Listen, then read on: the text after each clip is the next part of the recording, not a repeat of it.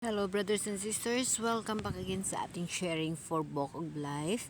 So mga kapatid, baka nagtataka kayo na pinalitan ko yung pangalan ng channel, yung Recipe for Bread of God. Mas pinabuti ko yung Book of Life dahil na ang Book of Life mas importante sa kabuhi naton. Kasi sa Book of Life, isa yan sa way na kung saan ang pangalan na nakasulat sa aklat na buhay, yun ho yung kumbaga maka-enter sa bagong lupa at bagong langit ng mahal na Diyos. So ang channel natin, pinalitan ko ng Book of Life, no? And today, isi-share ko sa inyo yung mga last event ng live. Nakakatuwa kasi sa live, marami hong nagko-comment regarding ho sa tinatawag na mga komento natin tungkol sa ating panampalataya sa Diyos, no? Napakarami hong mga comment, hindi naman nag-a-appear kasi dyan kasi live yun no? But may isang bagay akong nakikita na at katotohanan na, alam nyo ba na pag malapit ka sa Diyos, ang panampalataya mo ay diretso, ay center mo yung mahal na Diyos. Yung mga tentasyon na dyan.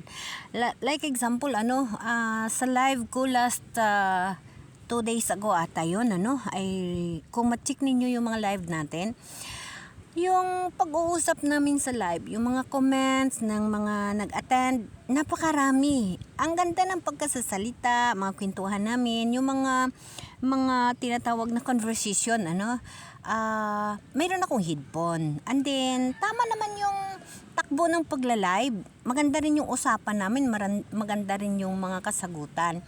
Ngunit, pag i-review mo yung live, alam nyo ba na sa puno lamang ng live ang maganda, ang the rest hanggang sa dulo ay hindi mo na maunawaan ang husto.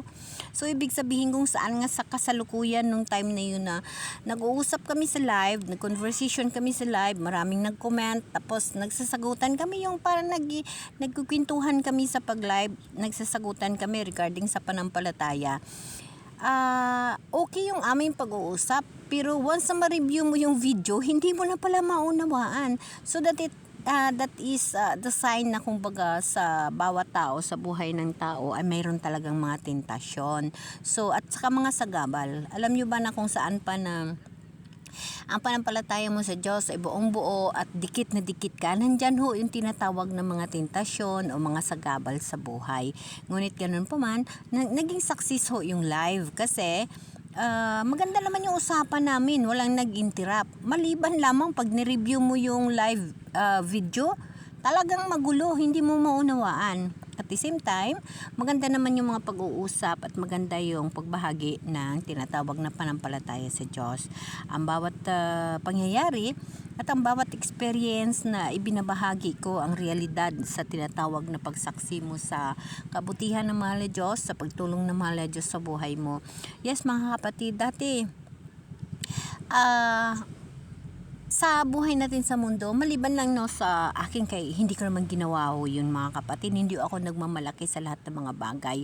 Sa biruan sa mga anak ko, na pinagmamalaki ko sa mga anak ko yung tinatawag na pagsakripisyo ko, yung tinatawag na paghihirap mo, pinagmamalaki ko yun sa mga anak ko, kung paano ko sila binuhay sa pamaraan ng paghihirap sa buhay na hindi ko ako sumuko at hindi ko pinagsisihan ang lahat ng mga pangyayari sa buhay ko dahil alam ko na ang mahal na Diyos ang nagagabay sa akin na kumbaga kung saan kailangan ko mapagtagumpayan ang mga bagay na kahirapan dito sa mundo, kasi yun na nga ang sinasabi na kailangan mo mapagtagumpayan ang mga kahirapan, mga trials sa kabuhay mo upang maisulat ang pangalan mo sa Book of Life, sa aklat na buhay, kung saan yun yung pag-asa natin upang magkaroon tayo ng buhay na walang hanggan. So mga kapatid, alam niyo dito sa mundong ibabaw na ito, wala tayong dapat ipagmamalaki. Huwag mo ipagmamalaki na mayroong kang sasakyan, mayroong kang tinatawag na mansyon, mayroong kang lahat, kasi lahat yun ay daan lamang. Lahat yun ay mawala lang sa isang pikit mata. The time will come na darating ang ating mahal na Diyos for the second coming, lahat ay magbago. Babaguhin niyo yung tinatawag na mundong ito. Yung mundong luma na ito ay maparang lang ito. Magkaroon tayo ng isang bagong langit at bagong lupa na kung saan wala na hong gabi. Wala na ho, at hindi na rin ho magsasara buong maghapon na bukas, at kung saan ang mga tao ay maglalakad na kasama si Jesus Christ. Makasama ho natin ang mahal na Diyos ng harap-harapan, at makasama ho natin siya. Yun, pag ikaw ay isang pinili at makapasok sa bagong lupa at bagong langit na kanyang inihanda. Kasi nga maghapon ho bukas ho yun eh. So it means may tao sa labas at may tao sa loob. Yung mga tao sa loob, yun ho yung tinatawag na mga pinili ng Diyos. Ang mga tao na sa labas, yun ho yung tinatawag na dapat pa natin pag-aralan. Bakit bukas ho maghapon ang bagong lupa at bagong langit na ihanda ng mahal na Diyos? Ako mismo mga kapatid, nag-aaral ho ako ng mga bagay na yun kasi gusto kong malalaman yung aking lang naunawaan sa ngayong panahon sa bilang sitwasyon ko na ganito, yung tinatawag na bagong lupa at ang bagong langit na kung saan ay buong maghapon na bukas at makasama ng mga tao ang Diyos na naglalakad sa loob, at harap-harapan makasama natin si Jesus Christ. Ang about sa mga tao sa labas, gustong-gusto ko yun mapag-aralan at gustong-gusto ko yun makikita sa Bible. Kaya nga that's why mga kapatid, na sa tulong ninyo sa pagko-comment tuwing mag-live ako, makikita natin ang dapat at ano ang gagawin natin. Dapat isipin natin lagi na ang buhay na walang hanggan, yun ang ating pangarapin.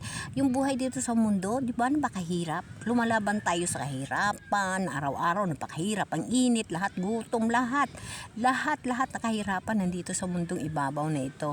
Pero pagdating ng panahon na kita'y magtatagumpay sa bawat agos ng buhay dito sa mundo, makamta natin ang buhay na walang hanggan, na kung saan ang mahal na Diyos ang magiging kasama natin.